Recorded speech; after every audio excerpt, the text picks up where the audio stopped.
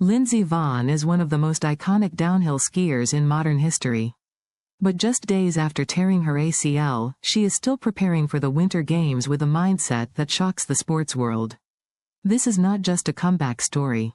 It is a deep look into catastrophe, recovery science, mental warfare, and what it truly takes to return to the most dangerous slopes on Earth. Today, we explore how a single crash can threaten a career, and how an elite athlete fights back. What exactly happened to Lindsey Vonn's knee?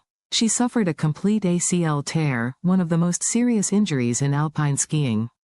The ACL is the ligament that stabilizes the knee during twisting, landing, and sudden directional changes. Without it, the joint becomes vulnerable under extreme forces. Why is an ACL tear so catastrophic for downhill skiers?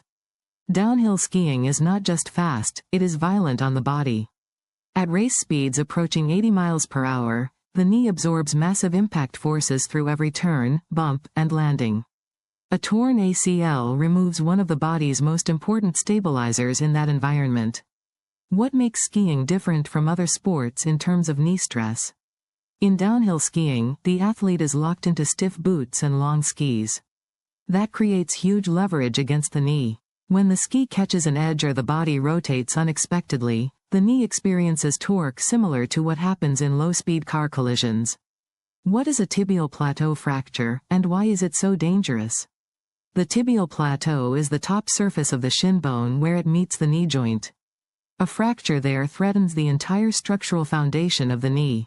Combined with ligament damage, it can end careers because it affects both stability and long-term joint health. What happens psychologically when an athlete crashes like this? The mental shift is immediate. One moment, the athlete is chasing Olympic gold. The next moment, they are facing basic questions like walking, stability, and whether they will ever compete again. It becomes a battle for mobility before it becomes a battle for medals. How does the brain respond after a major ligament injury? The brain loses trust in the injured limb. The ACL is not just a ligament, it also provides sensory feedback. When it tears, the nervous system must relearn balance, timing, and control. What is neurological rewiring in recovery? Neurological rewiring is the process of reconnecting the brain to the injured leg through training. The body must rebuild proprioception, which is the ability to sense joint position and movement without looking. How do athletes train proprioception after an ACL tear? They use balance boards, unstable surfaces, single leg drills, and reaction exercises. These force the nervous system to adapt quickly and rebuild reflexive control over the joint. Why do elite athletes add cognitive stress to balance training? Because skiing requires decision-making at extreme speed. Athletes must react instantly while processing terrain, gates, vibration, and fear. Training under mental load simulates the real chaos of racing. How can someone prepare for 80-mile-per-hour forces before full healing? They train the nervous system first. Even when the ligament is damaged, the brain can learn to anticipate instability through muscle timing, reflex activation, and protective movement patterns. What does industrial-level recovery look like for someone like Vonn? It involves hyper-specific strength protocols designed to build shielding muscle around compromised joints.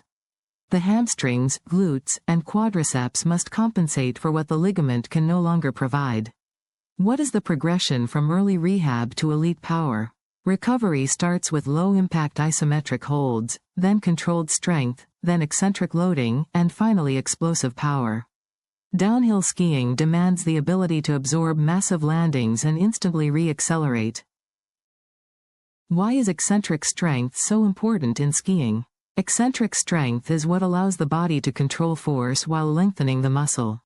It is essential for absorbing jumps, stabilizing turns, and preventing collapse during high-speed impact. How does flexibility remain important even with strength training? Skiers must maintain extreme mobility while holding aerodynamic tuck positions. Too much stiffness reduces control. The best recovery balances raw strength with functional flexibility. What is the mental challenge of returning to the same slopes that caused trauma? It requires confronting fear directly. The athlete must return to the exact environment that once caused injury and commit fully again. Half commitment in downhill skiing is more dangerous than full aggression. How do athletes suppress fear during the first race back?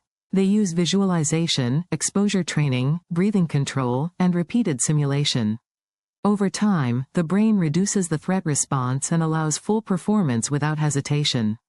Why can Olympic pressure become a catalyst instead of a deterrent? For some athletes, the Olympic stage intensifies purpose. The risk becomes part of the mission. The dream of competing outweighs the fear of re-injury, especially for someone with Vonn's legacy. How does gym rehabilitation translate into real slope performance?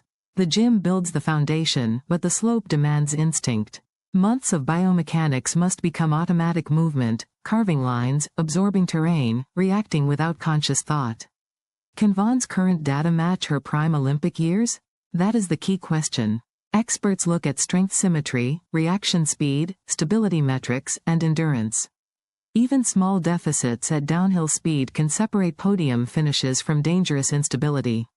What does Lindsey Vonn's comeback represent beyond medals? It represents resilience in the modern era of elite sport. It shows how recovery is no longer just physical, it is neurological, psychological, biomechanical, and deeply human. Finally, Lindsey Vonn's journey is more than an injury story. It is a masterclass in how the human body and mind respond to catastrophe. From ligament rupture to neurological retraining, from industrial strength recovery to mental warfare on the slopes, her comeback attempt defines what elite resilience truly looks like. The question now is not only whether she can return, but what her fight will inspire in the next generation of athletes. If you found this breakdown insightful, don't forget to like the video, share it with fellow sports fans, and subscribe to the channel for more deep educational stories from the world of elite competition and recovery. Thank you for watching, and I'll see you in the next video.